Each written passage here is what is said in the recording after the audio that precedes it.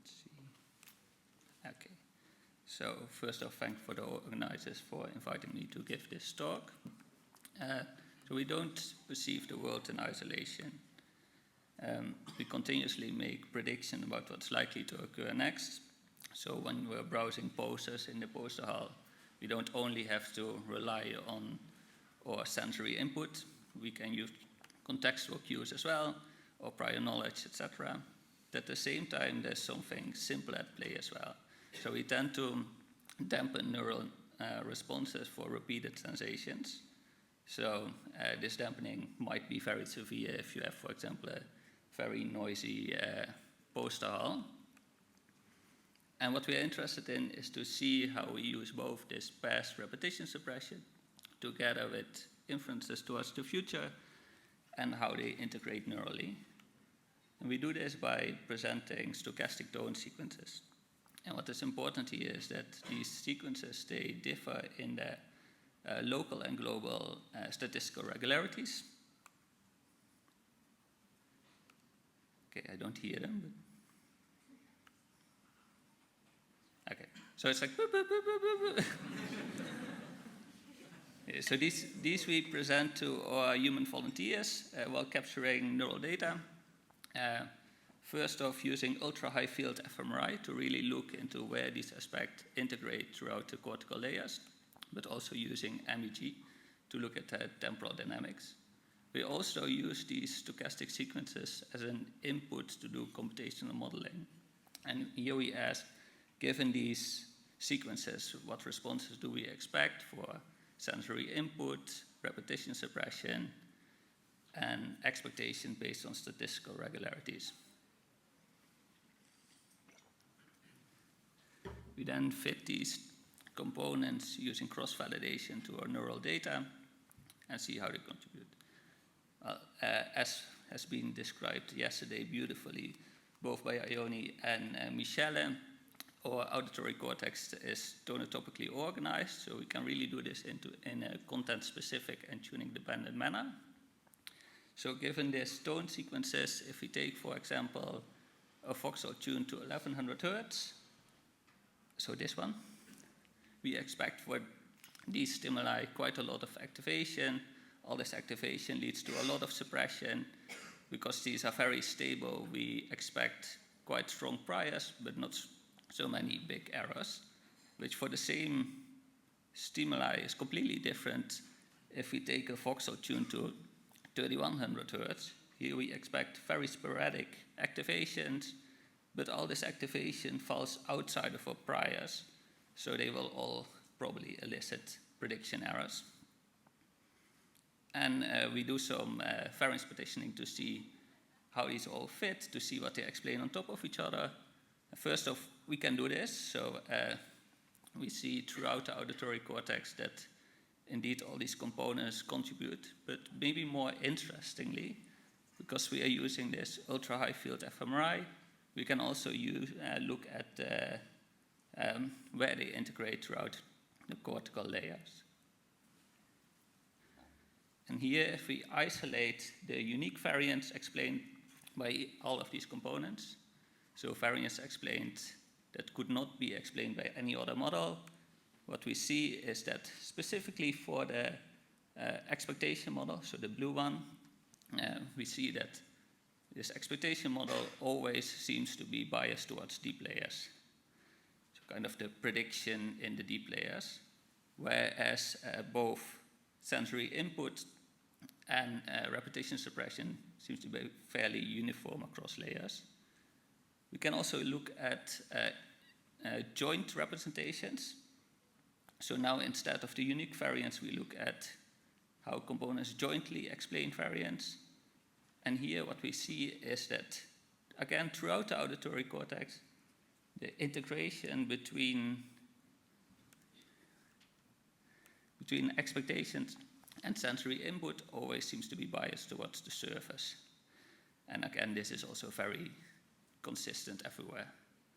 And what we think that we are capturing here is that this expectation slash sensory input integration is really the comparison of our predictions together with our errors. This tells us where this all is happening. We can also look in time what the temporal dynamics are. And we do the same computational modeling, but now because we have very high temporal resolution, we can actually time shift our regressors to build a temporal response function this way. And what we see is that for repetition suppression, we kind of see a cumulative increase, which is fairly sustained and is localized to the temporal regions.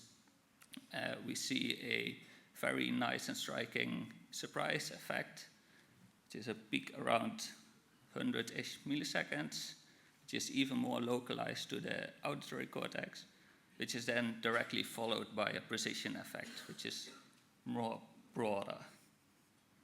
Now, we're currently also working on creating these TRFs, but then in the different frequency bands.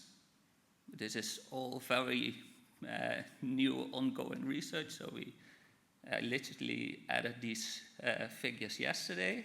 So I don't want to make any conclusions from this just yet, but the idea is that we can deconvolve these TRFs, but now on each frequency band to see on what frequency bands they act. Then what does this all mean? Well, first off, we can we can see that even while people are just passively listening to whatever, we continuously track regularities while also engaging repetition suppression. We see that in the superficial layers, we register our predictions together with sensory inputs, and this is a fairly early response, which is then directly followed by a deep layer representation of our predictions. Repetition suppression seems to be fairly uniform across the layers and seems to act as a sustained gain control. And all of this is a first step in seeing how we can how we internally modulate these population receptive fields with aspects of repetition suppression and expectations. And with this, I want to thank you and thank all my collaborators and the lab.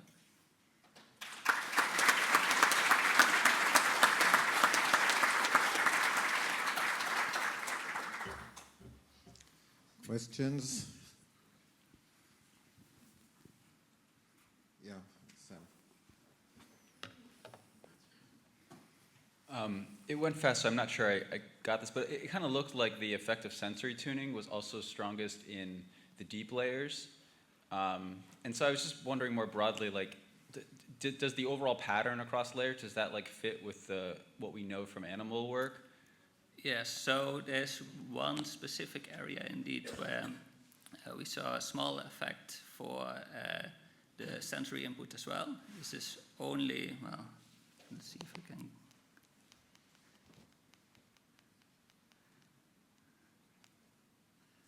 So yeah, this was only in the Asteria STG. Other than that, we didn't see it anywhere. But if you look at like the gray bars, right, it kind of looks like it trends in that. Yes. Like everywhere, it kind of looks like it trends in that direction, right? Yeah, that's true. And so does the repetition, I guess my question is like, does the overall pattern fit with what we know about from animal models? Like, so the expectation and the prediction error signal for sure. The sensory input is quite difficult, right? Because we are presenting for fMRI very fast. Because we're presenting at 4 Hertz while having 1.8 second TRs, right? So we kind of see a cumulative response of this all. So I don't think we can make any very strong conclusions from this. Maria, if you have a very fast question. And just what about outside of auditory cortex? Are you looking elsewhere? No, so the SLAP we had in the fMRI was fairly small. It was still like 48 slices. So we can look a bit further, but most of these responses are tied to tuning, right? So it's very difficult to then integrate them in some other way, maybe like connective field modeling. Okay, thank you very much.